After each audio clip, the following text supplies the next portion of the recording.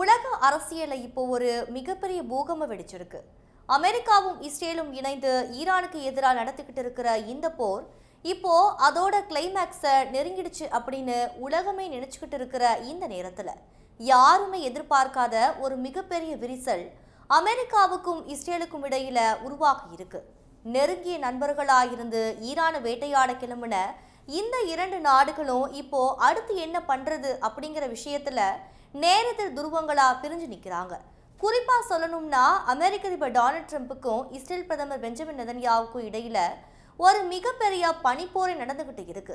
இந்த போர் ஒரு சாதாரண சண்டையா முடிய போகுதா, இல்ல உலகத்தையே அழிக்கக்கூடிய ஒரு மிகப்பெரிய பேரழிவா மாறப்போகுதா அப்படிங்கிறது இனிமேல் விழப்போகிற அந்த இறுதி தாக்குதல் எங்க நடக்க போகுதுன்னு அப்படிங்கிறத பொறுத்து தான் இருக்கு. இந்த பிரச்சனையோட ஆணி வேற நாம புரிஞ்சுக்கணும்னா ட்ரம்போட மனநிலையையும் நெதன்யாகுவோட மனநிலையையும் நாம தனித்தனியா பார்க்கணும். முதல்ல ட்ரம்போட பிளான் என்னன்னு பார்ப்போம்.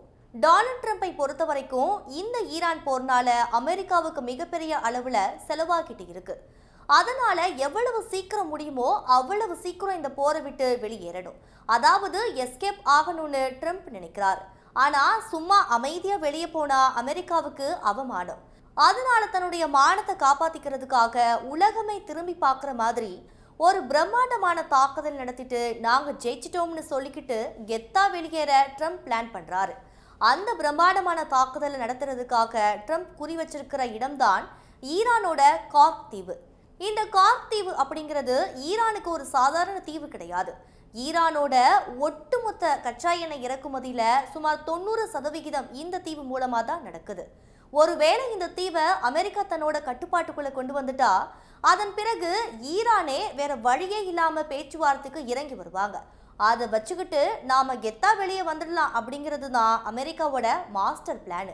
ட்ரம்ப் சமீபத்துல தன்னோட ட்ரூத் சோஷியல் பக்கத்துல கூட எண்ணெயை யார் கட்டுப்பாட்டுல வச்சிருக்காங்களோ அவங்க தான் ஹார்முஸ் ஜலசந்தியையும் கட்டுப்பாட்டுல வச்சிருப்பாங்க அப்படின்னு பதிவு பண்ணியிருந்தார். இதை வச்சு பார்க்கும்போது ட்ரம்ப் கார்க் தீவை கைப்பற்றுதல ரொம்பவே சீரியஸா இருக்காரு அப்படிங்கிறது தெளிவா புரியுது.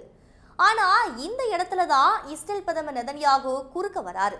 நெதன்யாகுவோட இலக்கு கார்க் தீவோ கச்சா எண்ணெயோ கிடையாது. அவரோட ஒரே இலக்கு ஈரானோட அணு உலைகளை தரைமட்டமாக்குறது மட்டும்தான்.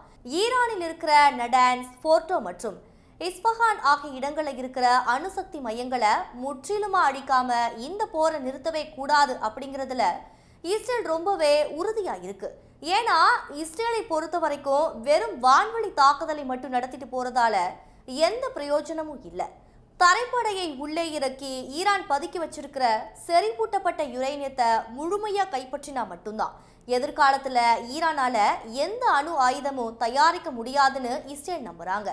ரைச்மண்ட் பல்கலைக்கழகத்தின் போர் முறை நிபுணரான பேராசிரியர் டாப்னி ரிச்மண்ட் பராக் இந்த முரண்பாட்டை பத்தி ரொம்ப தெளிவா விளக்குறாரு.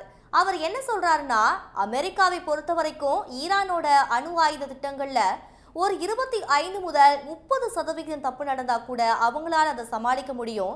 ஏன்னா அமெரிக்கா பல்லாயிரம் கிலோமீட்டர் தள்ளி இருக்கு. ஆனா இஸ்ரேலுக்கு அந்த வாய்ப்பே கிடையாது. இஸ்ரேலுக்கு இது வாழ்வாசாவா பிரச்சனை. அதனால தரைப்படையை உள்ளே இறக்காம ஈரானோட அணு ஆயுத பலத்தை முழுமையா அழிச்சிட்டோம்னு இஸ்ரேலால ஒருபோதும் நிம்மதியா தூங்க முடியாது அப்படின்னு சொல்றாரு. ட்ரம்ப் தன்னுடைய நிர்வாகத்துக்குள்ள ஈரானின் ஆட்சி மாற்றத்தையோ அல்லது அணு உலை அழிப்பையோ இப்போ பெருசா பேசுறது இல்ல. சொல்லப்போனா அமெரிக்க வெளியுறவுத்துறை செயலர் மார்க்கோ ரூபியோ தன்னுடைய சமீபத்திய அறிக்கைகள்ல போர் இலக்குகள் பட்டியல இருந்து ஆட்சி மாற்றம் மற்றும் அணு உலை அழிப்பு அப்படிங்கிற வார்த்தைகளையே நீக்கிட்டார். அடுத்த 2 வாரங்கள்ல அமெரிக்கா இந்த போரை விட்டு முழுமையா வெளியேறிடும்னு ட்ரம்ப் வெளிப்படையாவே பேச ஆரம்பிச்சிட்டார். ட்ரம்போட இந்த அவசர முடிவு உலக நாடுகள் மத்தியில, குறிப்பா ஐரோப்பிய மற்றும் வளைகுடா நாடுகள் மத்தியில மிகப்பெரிய பீதியை கிளப்பி இருக்கு. ட்ரம்ப் இந்த போரை பாதியிலே விட்டுட்டு போனா ஹார்முஸ் ஜலசந்தை தொடர்ந்து மூடப்பட்டு இருக்கும். சீனா, ஐரோப்பா மாதிரி நாடுகள் அவங்களுக்கான எண்ணெய் சப்ளையை அவங்களே பார்த்துக்கிட்டும் நாங்க அதை பத்தி கவலைப்பட மாட்டோம்னு ட்ரம்ப் கைவிரிச்சிட்டார். இதோட விளைவு என்ன தெரியுமா?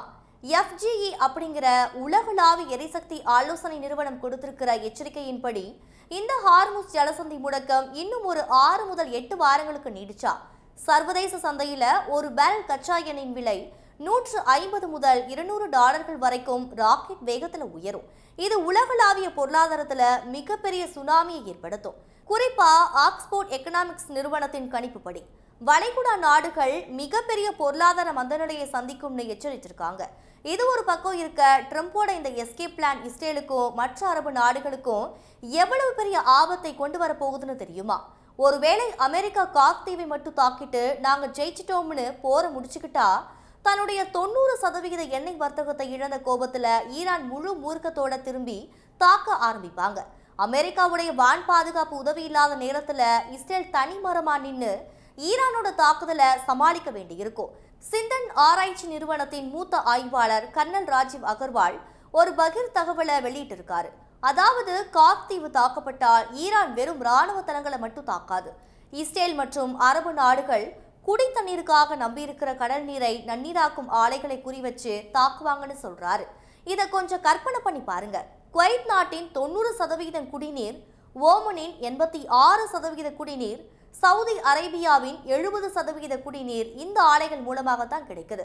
இந்த ஆலைகள் அழிக்கப்பட்டா ஒட்டுமொத்த மத்திய கிழக்கு நாடுகளும் ஒரு சொட்டு தண்ணி கூட இல்லாம தாகத்துல சாக வேண்டிய மிகப்பெரிய கொடூரமான சூழ்நிலை உருவாகும். இஸ்ரேலை பொறுத்த வரைக்கும் உலக நாடுகளின் பொருளாதார நெருக்கடியை பத்தி அவங்களுக்கு எந்த கவலையும் இல்லை.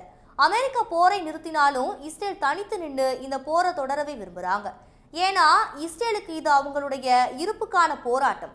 சரி, இப்போ இதுல அமெரிக்காவுக்கும் இஸ்ரேலுக்கும் இடையில உண்மையாவே பெரிய விரிசல் வந்துருச்சுனான்னு கேட்டா, அங்கதான் சர்வதேச அரசியல் பார்வையாளர்கள் ஒரு மிகப்பெரிய சந்தேகத்தை எழுப்புறாங்க.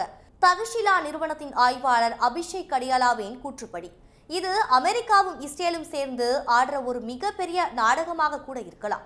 ஏன்னா வரலாற்றை திரும்பி பார்த்தா இதுக்கு முன்னாடி 2 முறை அமைதி பேச்சுவார்த்தை நடக்கிற மாதிரி உலகத்தை நம்ப வச்சுட்டு ஈரான் கொஞ்சம் அசந்த நேரத்துல அமெரிக்காவும் இஸ்ரேலும் இணைந்து மிக கொடூரமான தாக்குதல்களை நடத்தியிருக்காங்க.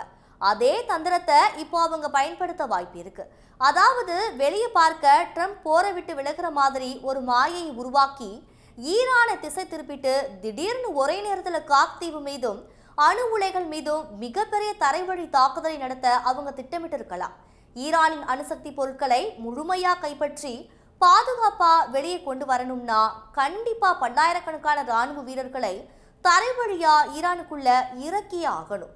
ஈரான் படைகளின் கவனம் சிதறி இருக்கும் இந்த நேரத்தை பயன்படுத்தி அமெரிக்கா மற்றும் இஸ்ரேலிய சிறப்பு படைகள் அந்த மிகப்பெரிய காரியத்தை சத்தமில்லாம செய்ய காத்திருக்கலாம். மொத்தத்துல பார்க்கும்போது உலக அரசியல்ல அடுத்த சில வாரங்கள் உச்சகட்ட த்ரில்லரா இருக்க போது. அமெரிக்கா உண்மையிலேயே பின்வாங்குதா, இஸ்ரேல் தனித்து விடப்படுகிறதா, அல்லது 2 நாடுகளும் சேர்ந்து ஈரானுக்கு ஒரு மிகப்பெரிய சர்ப்ரைஸ் கொடுக்க காத்துட்டு இருக்காங்களா அப்படிங்கிற இந்த கேள்விகளுக்கு விடை ரொம்ப சீக்கிரமாவே நமக்கு தெரிய வரும். ட்ரம்ப் மற்றும் நெதன்யாகுவின் இந்த முரண்பாடான நிலைப்பாடுகளை பத்தி நீங்க என்ன நினைக்கிறீங்க? இது உண்மையிலேயே உலக போரா மாறுமா? உங்களுடைய கருத்துக்களை கீழே கமெண்ட்ல பதிவு பண்ணுங்க.